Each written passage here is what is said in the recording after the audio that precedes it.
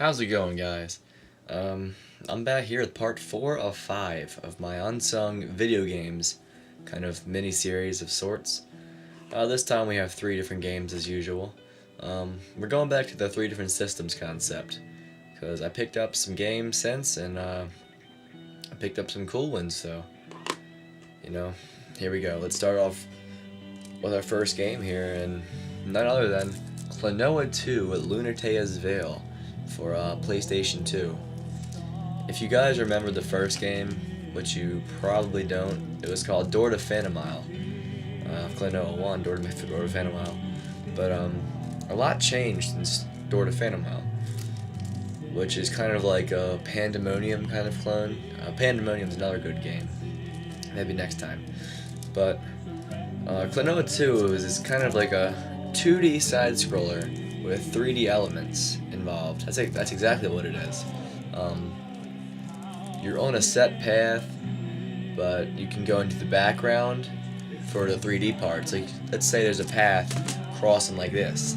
You're going along this path, but you want to go this way, the screen will jump and shift, so now you're going towards it. So it's kind of like a 3D effect, but it's very cool. And this game is really out there. I mean, this probably one of the strangest games that I've played for PlayStation 2, but I play Tombo, so I mean, strange games are definitely something I can enjoy. Door to Phantomile and Lunatea's Veil are both not very long games, but they're very great games, and you can get this game for very cheap if you find it.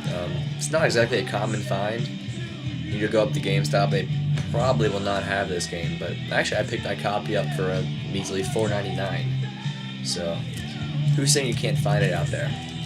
And, well, it was made in 2001 by Namco. They make some decent games, I gotta admit. Pac-Man World and Pac-Man World 2 were good games too. But Klonoa 2, if you see it in stores, definitely pick it up, because I guarantee you'll like it. It's wacky. I can't even figure out a way to describe it without sounding like I'm on drugs. So, guys, you're gonna have to play this one for yourself. Maybe check out some gameplay videos. Yeah, gameplay videos are a good idea for this game, because it's something you have to get used to. It's a very cool game, very cool concept, and it's a shame the original games like this don't exist anymore. So, yeah, this is Klonoa 2. This is Lunatea's Veil, and this was made in 2001 by Namco, and it's definitely an unsung game. Klonoa 2, Lunatea's Veil. Check it out.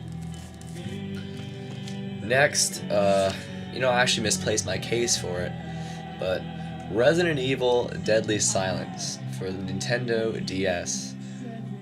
This game is phenomenal. I mean, oh my lord. If you played the original Resident Evil, then you know exactly what I'm talking about. Basically what this game is, it's Resident Evil Director's Cut for the PlayStation 1, directly ported to your Nintendo DS for a handheld effect. But that's not it. There's also a rebirth mode on, kind of uses the touchscreen on the DS. So let's say, actually I have my DS right here, so that's convenient. What you're doing, let's say there's a zombie coming at you, you use like this to swipe them, you're swiping, you're poking, a stab, it's interactive. It's very interactive gameplay on the original story. I think they call them knife fights. I played for the classic. I mean, I like the classic mode. So, yeah, they have both a classic mode and a rebirth mode, which is cool. But that's not it. There's also multiplayer co-op missions. There's Masters of Knifing, which is a mini-game, which uses a touchscreen just like rebirth mode. But, yeah, it's a really, really different concept that works well. I wish they would have made another kind of Resident Evil 2, maybe, for DS. I really enjoyed this game. As you remember, the first Resident Evil was not a very long game. It can be beaten in about 3 hours for the average person. But, yeah, it takes a little bit of a while to get used to on a DS. But I gotta say, the cutscenes, they look fantastic. Fantastic for a handheld game like this. This came out in 2006. So it's about 4 years old, almost 5 years old now. So it's aged very well, I gotta tell you. The original Resident Evil has not aged a bit. I mean, it's just excellent. probably my favorite Resident Evil game of all time would be the first game, and there's many reasons for that. Mainly because what they did with that original, they kind of set up the survival horror genre for video games. I mean, there were some games before, like Alone in the Dark, and there's a couple more. But Resident Evil was really the first one to actually set a standard for me, in my opinion at least. And yeah, this is Resident Evil Deadly Silence, and I'm prepared to tell you to go out and buy this game as soon as you see it, because I wish I could find my case for it, but at least I found the cartridge, and it's an excellent game. I recommend it. 5 stars out of 5 stars, and this is probably one of the greatest DS games out there, along with Super Mario 64 DS. I'm not a big DS player, but this game got you involved. This is one of those games you gotta have if you own a DS. If you played the original, you'll be very familiar with this game. As always, the controls are hard to get used to at first, if I didn't already say that.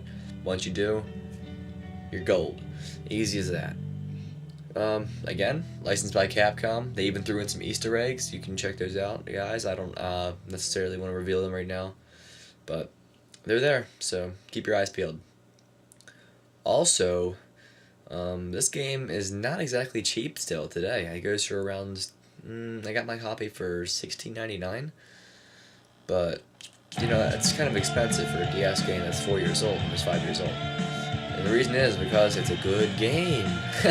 Good games are costing more today. So guys, once again, if you see this game in stores, Resident Evil Deadly Silence, don't be hesitant to pick it up. It is an excellent port of the original, plus it has bonus extras. And hey, just if you don't want to play the extras, at least you got the classic game. Plus it's on your handheld, so you can take it with you on a plane, wherever you want to go. So really, pick it up, guys. It's an excellent unsung game that didn't get its recognition like it should have. The original did, but this one was kind of ignored. Maybe it was the DS. Maybe they should have released it for PSP.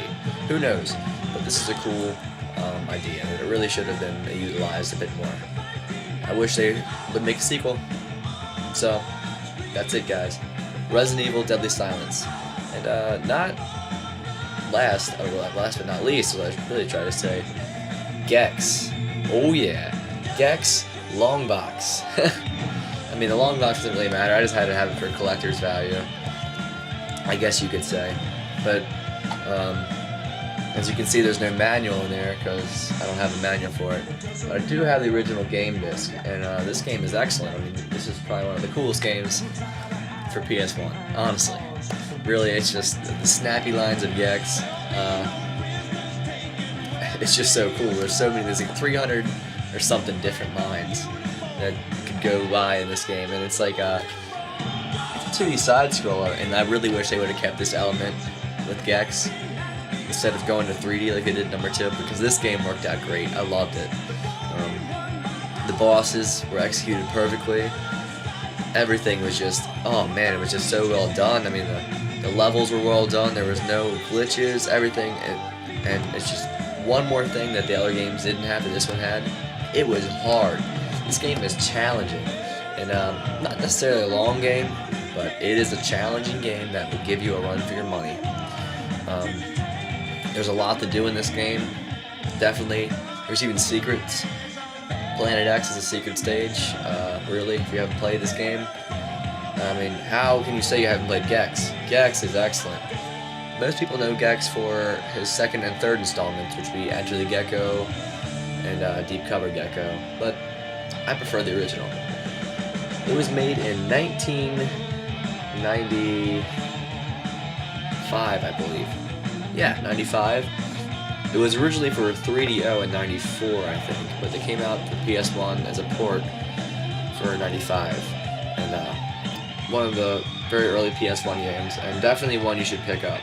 If you see it, it's not cheap either, but the long box even costs more than the jewel case, so the long box is cooler to have though, just for the fact that it has a big old PlayStation logo just going across like that. I mean, really, it's I wish they made games like this still today. 2D side scrollers with intense action and snappy little lines from the Gecko. And you know, this is not a short game, but it's not a long game. I might have said it's not very long earlier, but it'll give you a lot of fun. I'll tell you that. They have a password system compared to the familiar save systems in most games. Password system works excellent though. It's a little hard to read, but you know, you can look them up online just in case you can't read them correctly. But if that's the only flaw in a game, I'm okay with that. This is a great game. I recommend you pick it up at all costs. And this is Gex, unsung and forgotten today by today's gamers. But people like you and me that are watching this video, I'm sure remember it. So, again guys, Gex on the PlayStation. Also, it was made by Crystal Dynamics, and he was their mascot for a while. So, pick it up, guys. This is Gex, and this is an unsung video game, and that is for sure. So, with those 3 games down, we have one more part, and I'm going to try to find some of the most obscure games out there and throw them into the last video, because obscure games are good. So, I'll join you in the final part next. Thank you for watching.